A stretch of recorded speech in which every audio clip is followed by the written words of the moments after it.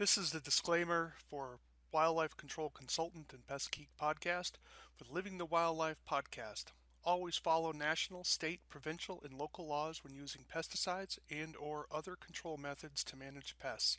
Wildlife Control Consultant, LLC, Pest Geek Podcast, Living the Wildlife Podcast, Stephen M. Vantassel, or their or his affiliates are not responsible for followers' use of the information provided here.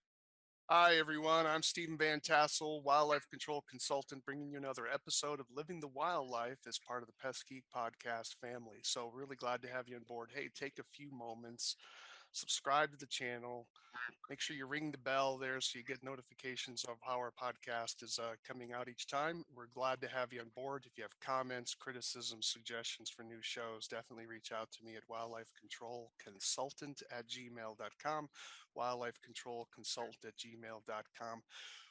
Well, today we have sort of a legend in the insect world, but you say, well, you don't do insects, Stephen. You're a vertebrate guy. Yes, but there's a little bit of overlap in terms of the pest control world when it comes to stinging insects. And we have Eric McCool. He is the owner of Critter McCool Management Group. He's the president and owner of that organization. You can check him out at crittermccool.com. That's CritterMcCool.com. And his company does four different things. We have stinging insect removal.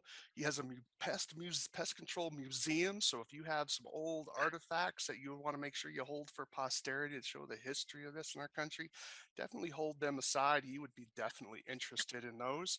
He has a training arm where if people are interested in learning more about bee extractions and stinging insect controls, and of course, honeybee extractions as well. So welcome aboard, Eric. We're really glad to have you here. Hey, good afternoon. Thank you for having me. It's a pleasure being a guest on your show, and we go back probably 30 years. You were saying that you have a letter of mine from 1989 or something. It's like, oh my gosh, yeah, that goes. It is that's a lot of water under the bridge since that time, Yeah, to be sure. sure is, Yeah. man. It's been a long time. Well, you've had a long and storied career here. Why don't you tell people a little bit about, just kind of give a summary of, how you got started in stinging insect control, bee extractions, something you're famous. You had all these, you've been very active on social media, showing people different things that you're doing and how many stings that you've gotten at times. So why don't you tell about how you got into that? Yeah, so I've been doing this my entire working career. So at the age of 12, I used to go to a summer camp in the woods, and one of my first interactions with stinging insects was um, there was a group of 8 or 10 of us walking a path in the woods, and one of my friends actually threw a rock at a bald-faced hornet's nest and broke it open. And the hornets came down and stung him many times. He was transported to the hospital, and no one else in the group got stung. And I thought that was very fascinating. That I'm like, wow, this is very cool that these insects knew somehow that he was the one that threw the rock. And so I went back home. I actually lived in a housing project um, when I was younger, in a low income housing project. And they had animals all the time because it was in the middle of the woods, in the middle of nowhere. And so they had a lot of animals around the dumpsters and stuff. So at the age of 12, the management, I was always out doing things and stuff like little country boys would do. Mm-hmm. And I didn't have a background of being a fur trapper. I didn't have a father in the picture or anything like that. So the management came to me and they said, "Can you help take care of any of these animals?" And I said, "Sure." You got your basic raccoons and your skunks and a fox from time to time. And I was 12 years old. And I said, "Okay, let me see what I can do." So um, one night I was walking around one of the dumpsters and there was a skunk. And so unfortunately at that time I was 12 years old, early, late 80s there. So I stoned the skunk to death. And I said, that was pretty easy, a little stinky, but pretty easy. So I went to the management and told them that I could take care of the problem at the age of 12. Of course, I wasn't a business and all that. So they would pay me in ice cream sandwiches for every animal that I would kill. So I said, man, that's fantastic. Free ice cream for me and my friends, for me to go kill animals. I thought that was great. So I did that for about a year. Um, and so it started involving a little more, and I was getting quite a few animals there. So the Pennsylvania Game Commission, who regulates the animals in the state of Pennsylvania, approached me and said that they was going to cite me for being cruelty to animals, Mm, for putting them to death. right. And so that was actually a big blessing in my career, because I'm like, okay, let's go with relocation instead of killing everything on site. And so I did that for another year. Um, and so when I got to 14, I did that for 2 years for the ice cream sandwiches. At 14, one of my family friends had red squirrels in the wall, Mhm. and he says, "I'll pay someone to get rid of red squirrels." And I lived in a very rural area of Pennsylvania, so there wasn't no wildlife control people Right. even across the United States a whole lot Yeah, it's either. pretty Yeah. early in the industry at that point. Yep. Yeah. So he went to work. I smashed a huge hole in his wall, huge wall, and found the red squirrels. And I don't know if Mama was ever there, but I grabbed the young and got the nest out, and he gave me $20. And so I said, okay, here's a career now. I got $20 and a box of ice cream sandwiches. What can I do with this? Hmm. So, you know, um, so I started just doing it a little bit more. When I turned 16, um, I kind of thought this is what I need to do for a living. I love bees. I love wildlife, and I just thought this was the cat's meow in a sense to do. So I said, okay, how can I start a business? So I actually quit high school. I went to the bank with a little business plan I just made up, and I said, I need $10,000 to start a wildlife control business to catch animals. And they just laughed at me. I mean, Mm, so I sat down with some family friends and I said, I want to catch animals for a living. And they're like, there's no way. No way. Everybody just shoots them, poison them, or leaves them alone. So I said, okay. So I did a roofing job, made $100. I went out, and with $75 of that money, I bought my first business license, mercantile license for the city, and I bought my first cage trap. Still have my cage trap. wow. Uh, so I became, you know, most people in the wildlife control industry, they have a fur taking background and Hmm. trapping Yeah. background. I started with cage trapping right off the bat. So one of the first things I had to establish is, okay, cell phones wasn't even out then. So I'm Hmm. like, hey, how do I how do I even begin to do this? So I had a pretty humbling start here. I would write people. There was only like you and Tim Julian and a Yeah. couple others in the industry that I even heard of. So I would write you, say, how much should I charge and how much should I do this? And my first service fee was $15. Yeah. You know, $15. I look back and I'm like, most guys, even in the bigger cities, they're charging two, three, $400 for a service call fee, Yeah. or emergency fee, and I was charging $15. So here I am, 16 years old. Actually, I have this here. It's Oh, one of my wow. favorite items. Nice. Look at that. You're Yeah, called M's. Oh, M's Wildlife Pest Control. That yeah, is awesome. yeah. Eric McCool's Yeah. wildlife. And then this is all handwritten. Yeah. I see that. And this skunk here is copy and paste. So I cut it out of a magazine Yeah. and paste on there and there. So That is cool. that's the humbling beginnings there. That's right. Yeah. Well, you have You to know, start somewhere, but I mean, I think you just emphasize that one advantage of the wildlife control field is that the buy-in's pretty low. In the certain, it's getting a little higher now because more states are regulating. But when you were starting and I was starting, there wasn't a lot. It's not like you had to go through all these courses and take exams and then get in. So the buy-in's pretty low, but the learning curve can be a bit tough. Oh yeah, learning curve. I struggled there for quite a long time. So I didn't get my driver's license till I was 19. So here I am making money at 16 years old. I quit school, started my own company. Okay, so I bought my own car, and I would pay my friends to drive me to my job sites. Oh my And goodness. so they would drive me to my job sites, drop me off. I would perform services. And when I was done, I would carry my tools and walk up to a payphone and call Oh to my come gosh. to pick me up. Wow. So I mean, that's humbling. That's Yeah. very, you know. So when I turned 19, I did that for a couple years, just paying my guys, my friends to drive me around to my own jobs. So why didn't you get your license sooner? If at ninth, you could have gotten the driver's license at 18 or probably even 17, I would think, in most states. Actually, the state of Pennsylvania is 16. Right.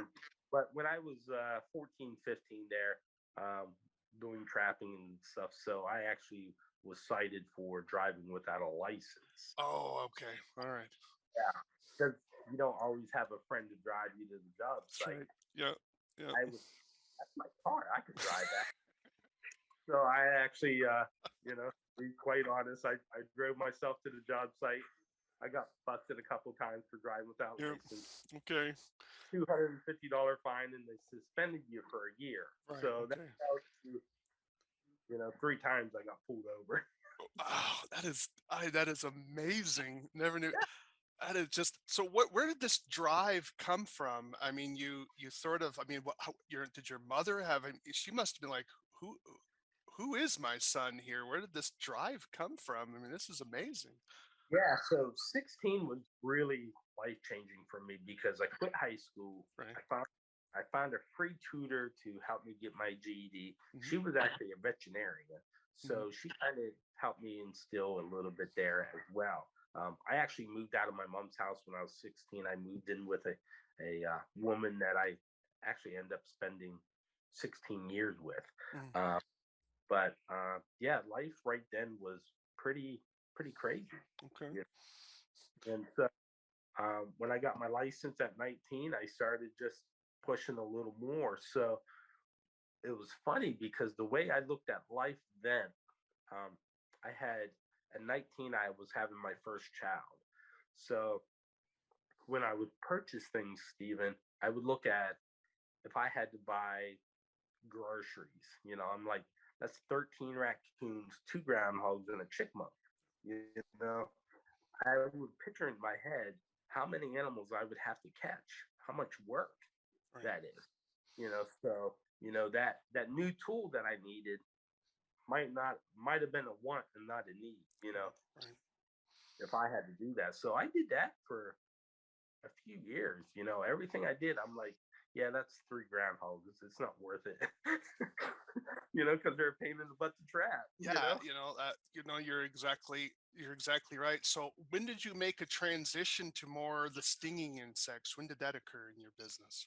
Yeah, so I was doing wasp nests and little yellow jacket Hmm. nests and stuff the entire time I was doing wildlife control work. So it really involved in two 2000. I was doing a lot more jobs, and in 2000, I did a big job, and then I went to Florida, did a little bit of removal work, and worked with another fella in Florida in 2000. And so I was I was doing probably 35% of my business was bead work then. 35. Wow. Yeah, and so in 2005, I did a big high profile case. It was all over the it went viral. It was on CNN and everything like that. Made a couple magazines, and so 2005 it really like flip flopped. So it went from 35% B work to to 35% animal work, and the rest was bee work now. Mm, mm, That's 2005.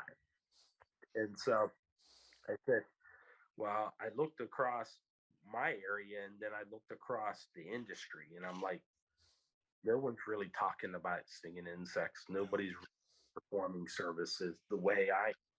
And so I took that base as, again, is I was more of a conservationist and more of a location guy. Mhm. I put down if I had to by state law requirements. Right.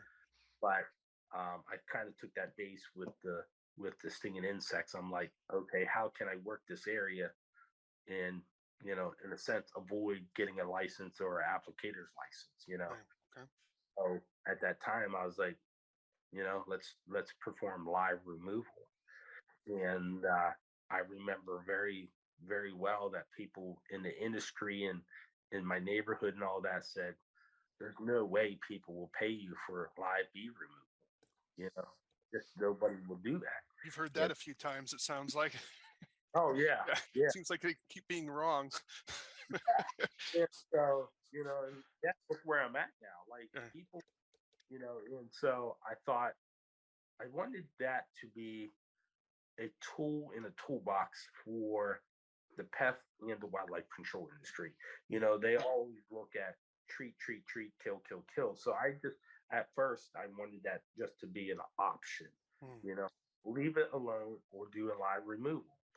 And now I'm to the point that I want that to be the first option. yeah. Let's go. Let's go integrated pest management instead of just kill, kill, kill. Let's look at relocation, live removal, IPM versus if we have to, let's Mm. kill them. Do you think there was a change when greater concern occurred with the fate of the honeybee, that a lot that helped you sell that to your clients? Let's not kill that hive in your wall. Let's try to do a live removal. Do you think that background information about the plight of the honeybee helped sell that live removal? Yeah, I definitely think it helped. I don't think it helped a great deal. Hmm. One thing that most people don't realize is this is the third kill off, if you want to say, of the honeybees in this country in the last 70 or 80 years. Oh, I didn't know that. Okay. So the last time was in the mid 70s. There was a big scare. Honeybees was dying off, and it rebounded and so forth. So honeybees, this is where I kind of conflict with a lot of people. Is honeybees are not native to Right. this country. Right. Okay. So a lot of people think, why they are so important to us is because man makes money off them. So Mm, because they make a profit, they become priceless to us. right. So what is happening though is everybody wants to be a beekeeper and they're not planning enough food sources. So what we're doing is everybody becomes a beekeeper. Queen bee lays 2,000 eggs a day, and everybody wants to pollinate everything. We're actually starving out all the native bees. Right. So Yeah. I've heard if that. yeah, if you look at the bumblebees and the other species, they're on a decline because you're moving 2 million bees into an area, starving that area out and leaving. And so that's still stuck there have nothing to eat. Mm, So, you know, is it getting better? Absolutely. Did that source help? Yes. I think educating the client in any service is probably the most important thing you can do. So once you start explaining, hey, this nest can become a fire hazard, it could stink and rot and cause odors, the mm, honey could leak, turns to sugar, attracts other rodents and insects. I mean, you could just go on, and they're like, "Oh, just mm, take it out." right. You know, let's take it out. So, yeah, I think everybody wants to become a little bit more greener and safer um, as the time goes by. Most Yeah. definitely. Ho- Given the struggles you had in your early years, what advice would you give for someone who's, they're trying to work their own business? Obviously, you started in very difficult circumstances in a rural environment, which is a very tough area to start a wildlife control business because everyone just kind of shoots it out the window or whatever. What sort of tips kept you going? that you could give to someone else who's listening to the show at this particular point? Yeah. So one of the things that I did is was almost a mistake for me is a lot of these companies try to grow too big, too Mm, fast. Growth is important, but it can be devastating if it's done incorrectly or too fast. And so that's something I tried to do right off the bat is I was like, ooh, I need this and I need this. And I thought I need a lettered truck up and all that. So you can get yourself in trouble very quickly. Uh, Grow the business, you know, almost in a sense as slow as you can. And it will grow on its own, you know. mm, One of the things that I did is because I didn't have a fur taker background or anything like that. Um, every year I added a new animal, and what I meant by that is like I started with skunks, so that gave me a whole year to concentrate just on learning that species, learning how to trap it, bait it, relocate it, and then the following year I would add raccoons. And so each year the company grew, but it gave me enough time to learn that species and not get overwhelmed. And I'm a firm believer of paying cash for everything. I'm an old school guy, so nobody can say, "Hey, I helped build him," or mm. if you can't make that loan payment or something, or winter kicks in. So I've been a firm believer of paying cash for everything. So don't buy it unless you can afford it. Okay. Oh, that's good. I think that's good advice. So, using that same principle, then, for someone who's a wildlife control operator and they're looking to get into uh, the insect area, the stinging insects, I'm using that as an umbrella term. Do you have advice on which species of stinging insect they should start with, or which group, class of stinging insects? Probably should honeybees be last and maybe do the wasp nests and hornets nests first? Do you have any Actually, advice on that? that's a great idea. Mhm. Our top services are probably yellow jackets and honeybees. Okay. But with that being said, honeybees are probably the most difficult and hardworking, and the liability is really high. Yeah. Um, Cutting in the structure just because structural beams, you got insulation, plumbing, heating. There's so much different things, and I actually later in my career, I took a home inspector's course, and I took a contractor's course, and then I was in the fire service for 20 years as well. So I took all of them things to help me build the wildlife work on Right. how Right. I works, and that's very important. Species wise, yeah. I mean, start with your hornets. Any of your hornet species are probably the easier ones.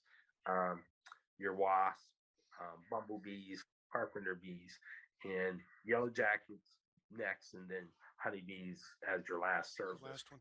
Now, do you do those wasp nests? Do you do those without pesticides? Do you just grab them, just remove them without pesticides, or or do you recommend using pesticides? What is your process on that? Yeah, so I've been chemical free. Well, I call it chemical free. I Hmm. use no use of any pesticides or insecticides. Never Okay. have, never will. Okay. Um, that's just my Sure. belief. No. No. That's sell your method without a doubt. Yeah, I'm not against pesticides. Hmm. One of the things that um, I just started doing within the last couple of years is people say um, they didn't want to talk to me because I don't use pesticides. So I looked at, yeah. So what I looked at is all these videos on YouTube and different things, and people treating nest incorrectly. Mm. You know, they're causing themselves more safety issues or liability, or the dust is blowing back on their face, and just so many different things. So I created a course to teach technicians and owners how to treat nests properly.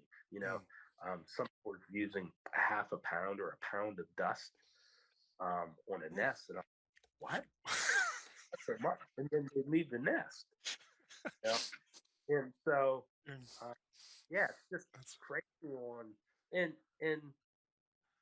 I have to look at it now as I'm older in the industry here that I used to get mad at those type of people. Right. Yeah, I'm like, Right. what am I doing? Like idiots and different things. And now, I guess my faith has got me, in my old age here, Yep. that um, a lot of these guys just don't have the knowledge or the experience. Right.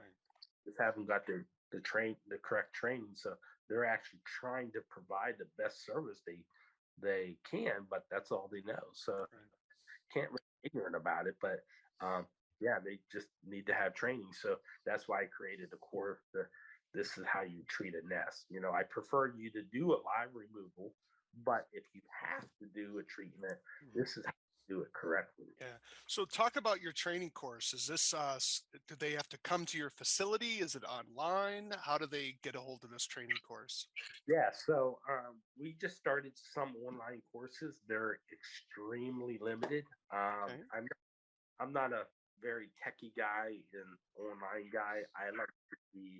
I like to shake hands and see people face to Hmm. face. So I do a lot of conferences and classes. I do ride-alongs. You could do a ride-along with me, or I can come and ride along with you. I do classes on site in your town, your city, your office. I do a lot of consulting and training now for. We just did a office for Truly Nolan. I got one in Georgia here is coming up. So I do a lot of training and consulting on site now. The nice thing about my background and my experience is most people in the industry they service one little area, Right. so they're familiar with that area.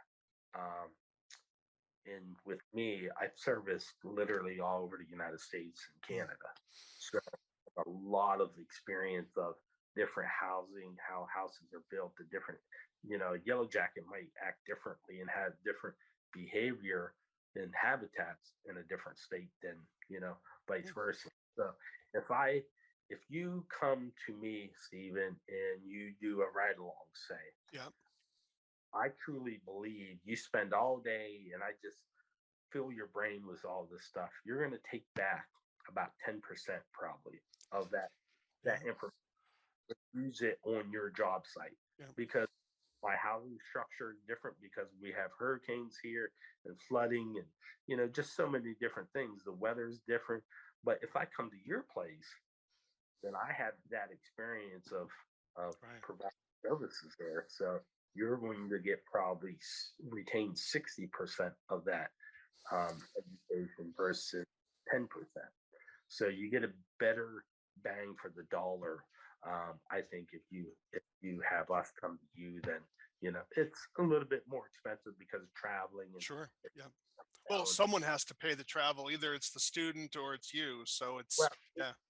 exactly, and that's that. One of the other things is a lot of people can't take time off, or a CEO can't take 5 guys off work for a Right. week Yeah. and to spend the day with me or a Yeah. couple of days and hotels and fees like you mentioned. Yeah. So Yeah. me to go there like that and spend a day. So I can do up to 300 people in a day. Um, Yeah. you That's know, a lot. Wow. That would be yeah. That would be a bargain.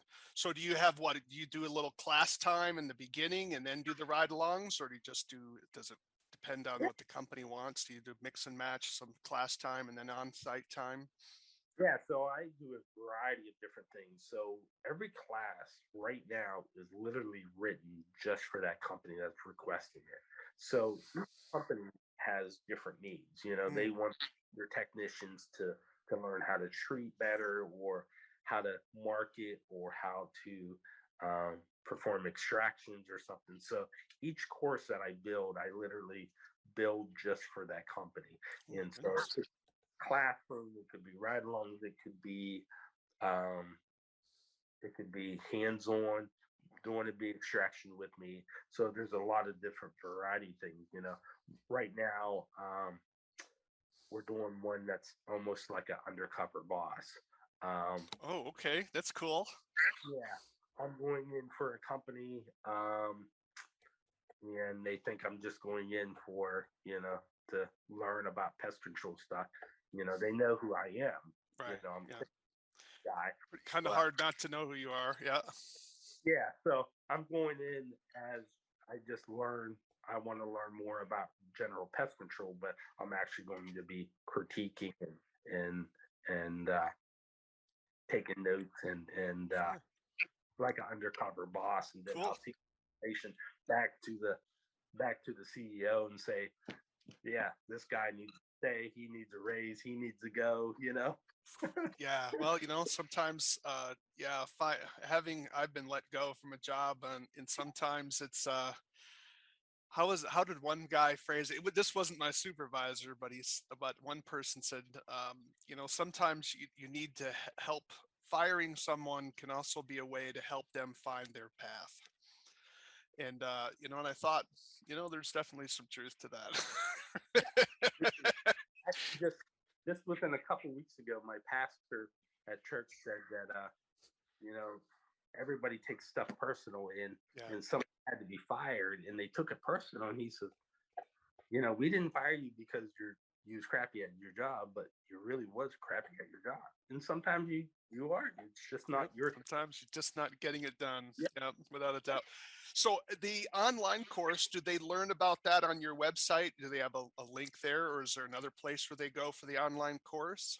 So right now, all points training courses is the only one that is carrying a course for us right at the moment. So All I'm looking. points training.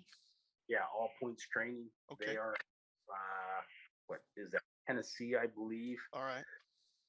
They do pest control training and Gotcha. certification. Okay. We So want to give a shout out to All Points Training. So those of you online who are interested in, you want to maybe get an introduction to this would might be a place for you to check out All Points Training. I would assume that would be easily Googleable, and check out Eric's training on stinging insects there. Well, that's pretty cool. yeah, How far are you booked out? How hard is it for someone to book you out to come out to your location, to their yeah, location?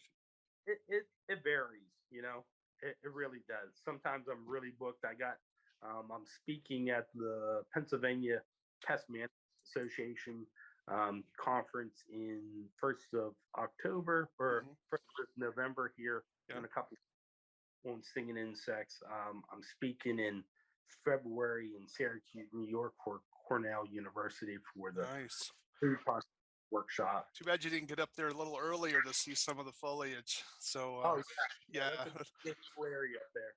yeah. Yeah.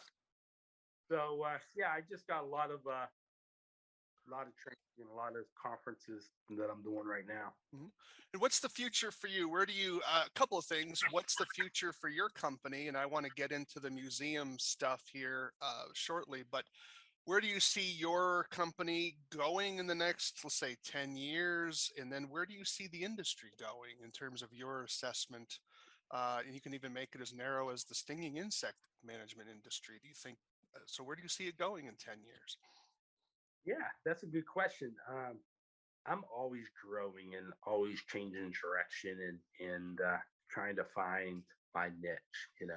And stinging insects is of course my niche. Mm, Now, I went from just performing bee removal and extractions to um, inventing traps, stinging insect products, and product testing and performing research, which as a high school dropout, I really never pictured myself doing scientific research, but mm, that's where I'm at. yeah. So, um, yeah. So where we determine now, like this year, we started specializing in large, complex issues dealing with stinging insects, um, and historical structures and landmarks. So the last couple of years, I've been doing a lot of historical structures across the United States, primary from the 1600s to the 1800s. Okay. Uh, doing a lot of structures, taking bees out of and stinging insects out of those structures. The large complex issues would be like, um, large amusement parks, Hmm. sports stadiums, city parks, just very large, managing, right now, I think we're managing a few hundred acres of land for stinging insect control. And so we're trying to specialize more in the large, complex issues. Yeah. Uh, Those historical. companies are looking for what liability, just trying to reduce liability on stinging insects because what the hornets or wasps are looking for is sugar and fat in the Yeah, trash cans and things like that. Yeah. Okay. yeah. I mean, yeah. To just be quite blunt and honestly, that's they're just liability is Yeah. their concern. They're not really caring about saving the bees or this or that. Their concern is if somebody gets stung and die, they want to Right. be able to say we have a program in check or Yeah. responsible for it. So I like a challenge. I like to do things that no one else is doing. Um, and so, specializing in a large complex in the historical structures is very cool because I have a lot of experience growing up in Pennsylvania, a lot of historical structures there, and Mm. then living in Charleston, South Carolina is it's one of the oldest cities in Yep. America. Yep. So I work on 17-year-old, 1700, excuse me, 1700 Yeah. structures every day. Wow. Yeah.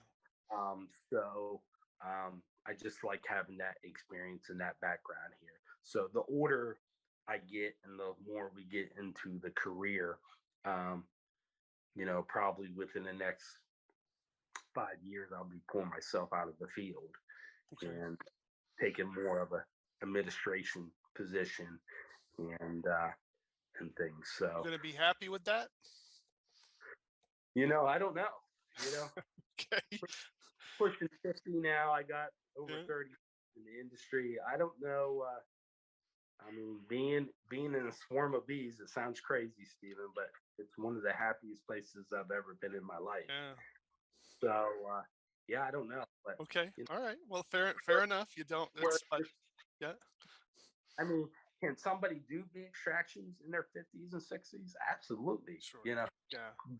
But the wear and tear that I've done on my own body in the Hmm. last few years of doing this and learning it, you know, so that's where people coming in the industry and people that's already here, I think I'm a important asset as in learn from my experience and from my, you know, I can I can teach you and train you in a few hours or in a couple of days what it took me literally 30 years to do, Right. you know. Yeah, I think people miss that. And I also just want to emphasize, I've said this before on previous podcasts, but just talking to everybody out there, your plan for your future. I mean, when you're in the early go years, you're pulling in sometimes a lot of money. Those of you in good markets, plan for your future because your body can wear out. And so it protects your body. I think some of my knee problems, but definitely I should have been more mindful of my needs. And you think of hearing, dealing with power tools, just the Yeah. safety stuff. Yeah, it slows you down, but it may extend your career longer and certainly a lot less pain. And definitely think about that. Yeah, I'm in good health. Yeah. In the past and throughout my career when I was doing wildlife, I was sick a lot. I had 13 zoonotic diseases. A couple of them almost killed me. I was on my deathbed, um, falling off ladders, falling through a roof. Yeah. I mean, jumping off roofs, and you think you're He-Man, and it catches up. Your body remembers all that. It does. What were some of the zoonotics that you got? You remember Man, any? I mean, one of the one of the worst ones was spinal meningitis from a possum. Ooh, Yeah, I got tuberculosis from a raccoon. Some really? yeah. So I've had 13 documented bubonic diseases, Wow. and most people don't realize. Of course, you're knowledgeable enough that you know a lot of these guys probably have had them, but they're more like a common cough or a flu, or Yeah, you their know, body fought it off. Yeah, yeah, I think there's a lot of truth to that. yeah. I, No, you know, we have, yeah, I think a lot more like, think of hantavirus, I mean, deer mice are basically across the country, and you think of how many different situations they're in buildings a lot more than what people realize. You're crawling through stuff, and did you remember to wear the respirator? Or Yeah. did you, think, oh, it's no big deal, and then several weeks later, you're not feeling all that good? Is it the flu? Was it Hanta? I mean, who knows, right? I mean, That's funny I, you say that. Back in the late '80s, early '90s, for a back cleanup, I've never told anybody this, but I don't think I have. But I used to just take toilet paper and roll it up and stick it in my nose and go do a full attic cleanup for oh, back. You know, wow, my okay, like you know whew, for yeah, 40 yeah. 30 years I did a back. Did back one to clean out and full insulation fiberglass insulation replacement without a respirator. Oh, wow. Yeah, Yes. Well, definitely, if we want to learn, don't yeah, don't do don't do as we did, folks. It but, it's wear but your respirator, wear your PPE, be careful out there, without a doubt. Well, we're glad you're still with us, and it looks like you're doing well. Let's talk about your museum. You yeah, have a pest control. You have a pest control museum, McCool's Pest Control Museum. The pictures I've seen of it must be quite the place. So I guess you have to move it now. Is the last posting I saw? It looks like you got to move it. yeah. So a couple years ago, I opened what is believed to be the first pest control museum in the nation. I opened it up in Franklin, Pennsylvania. Um, Very successful. It is the largest known collection of pest control items. So, Orkin has their own little museum of their artifacts and their Mhm. little headquarters there. But this collection here, I have literally thousands and thousands of items. I think we're up to 10 or 11,000 items. Mm, Very large collection of that's vintage amazing. pest control items. So, what the collection contains is about 155 years of history. So, back in the mid 1800s, fly swatters, um, rat poison, bed bug poison, dust sprayers, rodent traps, and so how I started the museum actually is throughout my career, I would find something in the attic or a crawl. You know, Yep. I'm like, what is this rusty old thing? I'm like, oh, it has a bed bug on it. So Yeah. I'd sit at my desk. And so my desk filled up and I put it in a container on the side, then Mhm. another container, and collected for 30 years. So I woke up one day and my girlfriend at the time was like, just throw all that stuff away. Yeah. It just, what are you doing with it? I'm like, I have no idea. So I literally woke up one morning and I said, a museum. So I did some research and looked around and there wasn't one. And I'm like, wow. So if you think about it, when somebody passes on or um, somebody's parents die or they move or anything like that, the first thing they do is clean out underneath the sink in the garage, the basement. They throw all the chemicals away. So no one's ever really preserved the pest control industry, you know, at all. So here I have thousands of items even at that time. So I opened the museum up and it has a history of pest control.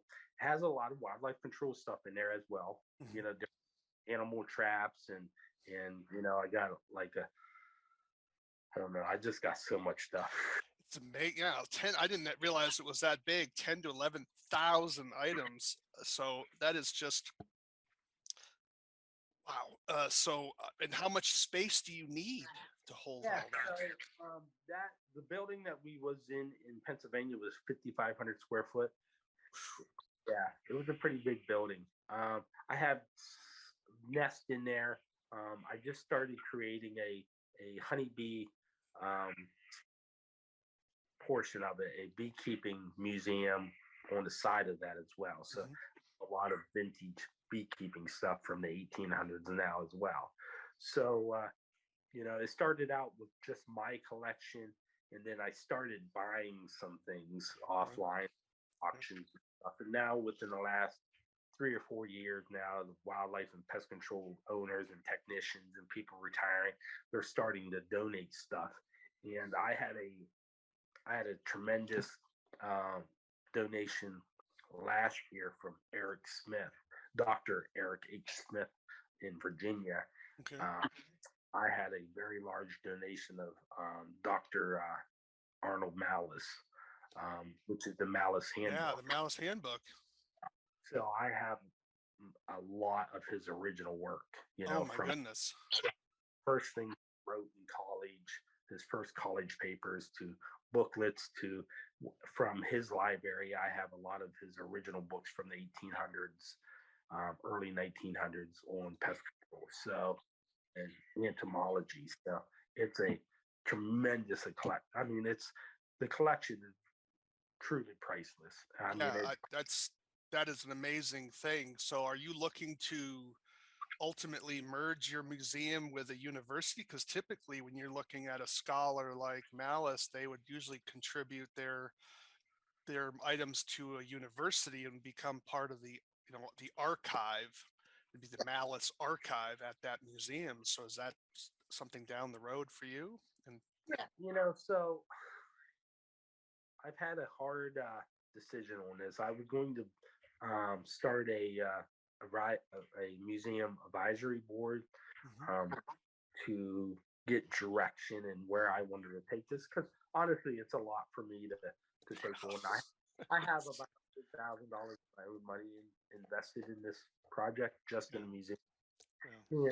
So I thought about that. You know, we was thinking maybe like um, working at Terminex, or somebody would offer up a building and some money or something, and so there's a lot of different scenarios that could happen, even making it a nonprofit, uh, and stuff. So I'm not really sure. Eventually, I'd like to make it like the National Pest Control Museum yeah. of or something. I really think it's a true asset to the industry and to America. There's nothing like it even around the world that I'm aware of, and it continues to grow. Literally every week, I get something in the mail that I bought or somebody donated, and it's amazing, the stuff. Yeah, no, I think you're exactly right. I think at times in our industry we're at a point now where if we don't preserve our history, it'll be gone.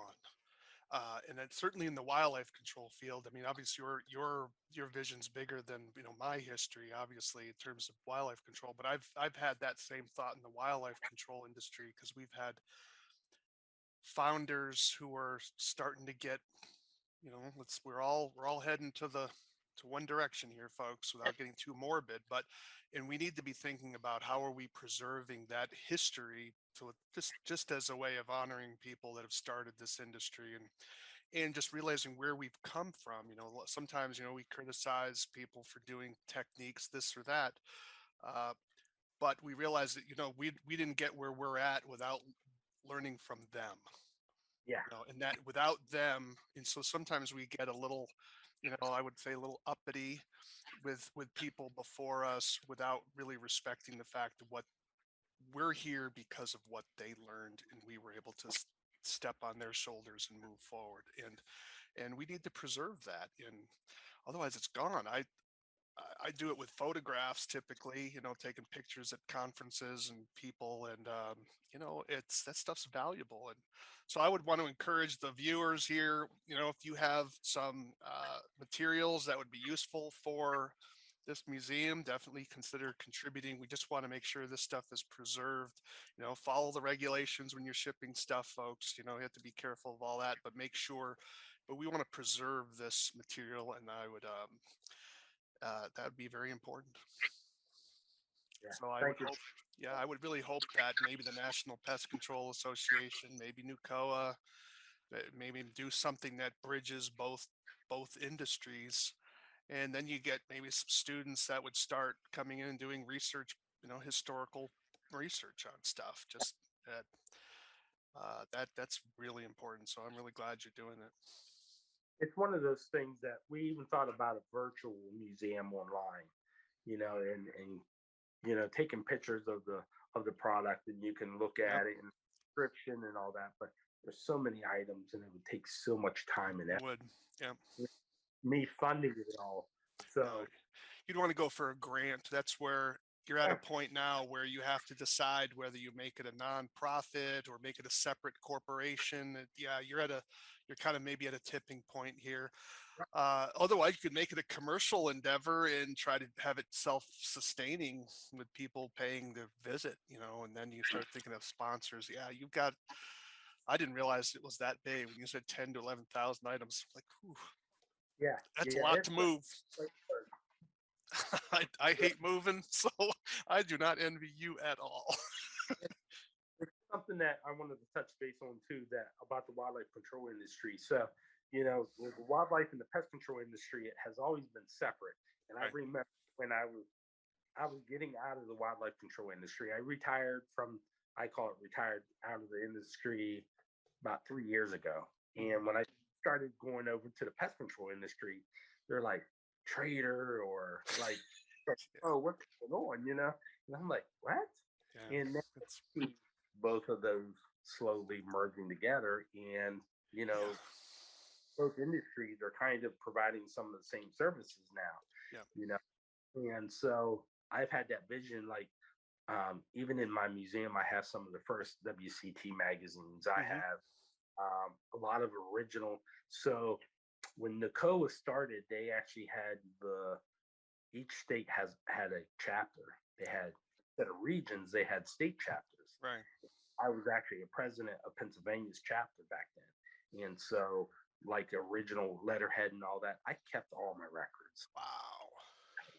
So I have some old, Critter Control had a newsletter called Critter Chatter. Yep. Something, Yep. you You have know, some of those. I'm wondering if I yeah, have any of those around. yeah. I don't So know. I have them, and yeah, I just have some cool old things that I've kept for the museum as well from the wildlife control industry, Right. and I kept Any like, any NADCA or I mean any yeah, probes? And you got yeah, some probes too? Okay. All right. yeah, oh yeah, How yeah. I about got the vertebrate pest conference manuals? Do you have any of yep, those? yep. You have some of those? All right. Because I have several of the hard copies. They're all it's all digital now, so I have several of the hard copy. Maybe I'll ask you if you have any if you need those. Maybe I can ship the ones I have out to you if you don't have those numbers. So that way you have them in hard copy. Yeah. So it'd be kind of cool. Right beside me, I have all your books, All my books. Oh dear. Okay. and, and I even helped you on a little bit. There you go. Yeah, the Yeah, practical guide of the. I'm glad you have that one. Yeah, yeah, that's cool. I I thought that one would sell better than it did. have. It did not. I was thinking that was going to be my breakout one. I actually have I have your new one, being kind to animal pests, but I actually have the original one as well. Yeah, yep, I have the original one. Yep, I wrote to Steve, but I sent him the revised edition and said, if you wanted to make some comments on it, and it didn't. I don't recall him commenting on it, but I figured I Yeah. sent him a manuscript, I believe. So yeah, that was. I bought that. He sold that to Critter Control, Oh, good. and Okay. Critter Control didn't do anything with it. And I learned that they had it, and I said, well, I'll buy it off it. So they sold it to me, and then I just revised it. So now I'm working on Frischman's book, but enough about all that. But well, so you have the last thing we haven't spoken about really was you just mentioned it briefly, was you said you're doing some more research. Is there anything that you're able to talk about, or is some of that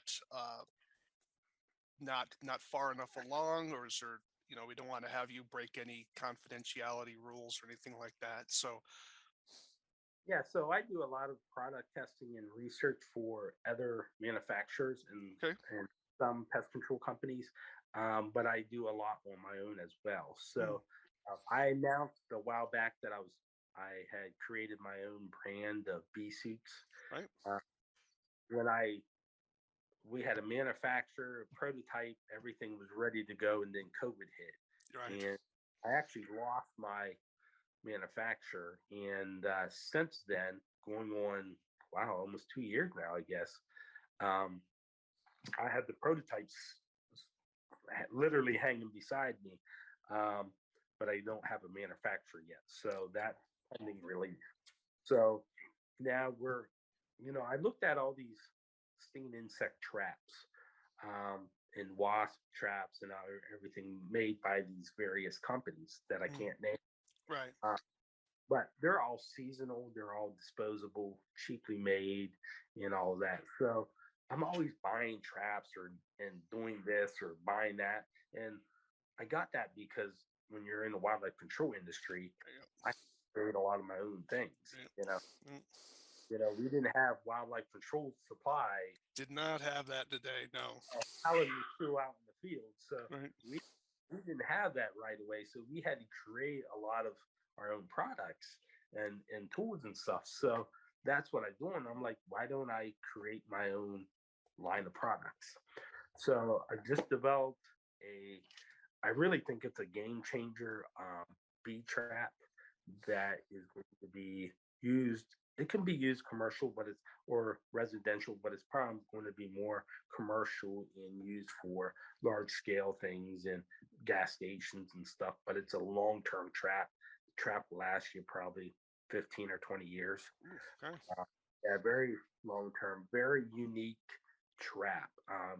I've made five of them right now. They are in product testing, doing extremely well. So I'm going to produce 200 more next week, and hopefully I'll put them 200 out on my job sites throughout the United States.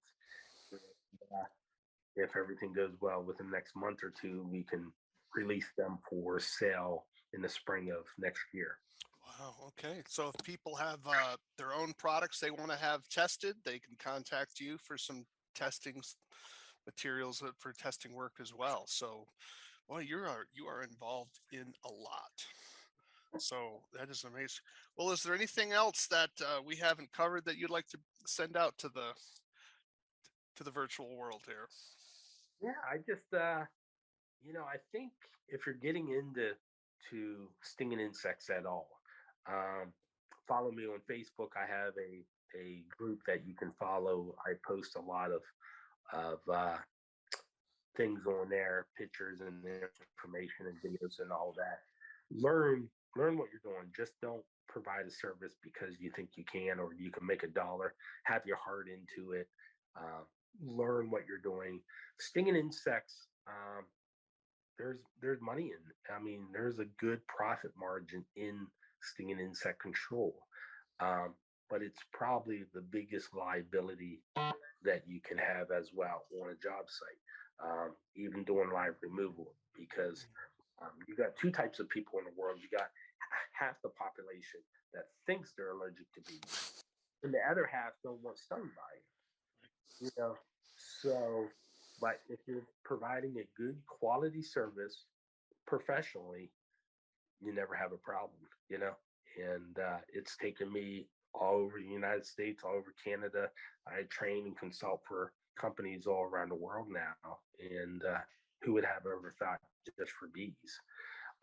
So I think you will see most companies doing live removal or referring that to a live removal within the next probably 10 years. Hmm. I think really going to see a big sway of change there. And I am looking at um, some different, some new, I don't know how to say it without letting the cat out of Oh, the bag. sure. Yep. I'm New looking products or techniques may be coming soon. yeah, products and techniques coming. Coming soon. How about that? Yeah, Well, that's a good. Well, great. I hope when they do come out, or you're ready to announce them, I do hope you'd consider coming back on the show, and I'd love to announce them here and get them out to our audience. So I really appreciate your time here, Eric. It's been sort of going down memory lane here and seeing what your career's been doing. It's been quite a storied career. No, yours has been pretty great too. All right. Well, appreciate that. So as we're wrapping up here, everyone, this is Eric McCool, a true legend for anyone who's been paying attention for the last 15, 20 years. President and owner of Critter McCool Management Group. He has a stinging insect removal portion of his company. He has a museum with 10 to 11,000 items. If you have items in the pest control world that have historical worth, or even if you're in doubt, I think you take a picture of it, send it to Eric, see if it's something he'd want to add to his collection. Let's preserve our heritage. That includes the wildlife control side as well. He does bee extractions, of course, and he does training, whether online with All Points Training out of Tennessee. You can contact them for his online training, but he also does on site training. He does conferences, ride alongs. You can come to him if you wish, work out and in if you have ideas for products or services that you want to have him test. He is available for that as well. So, wow, there is certainly a lot there. So crittermccool.com is how you can get in touch with him, or you can reach out to him on Facebook. He does have a page there. Well, that is our show today, everyone. Really glad you stayed along, and hope you grabbed some historical knowledge about how someone started from really basically nothing and was able to establish a pretty impressive company in a very niche field of stinging insect work. This is important for both historical purposes and realizing that even the challenges that you have in front of you, there's probably a way to get over that, just with enough perseverance and grit to work through it, and people that help you along. Well, this is Living the Wildlife podcast. Again, take a few moments, subscribe to our channel. If you have ideas for future shows, definitely reach out to me at wildlifecontrolconsultant@gmail.com. Wildlifecontrolconsultant@gmail.com. Love to hear your comments. And remember, everyone, this is Living the Wildlife. Why? Because we want you to live the wildlife, not be the wildlife. Take care, everybody.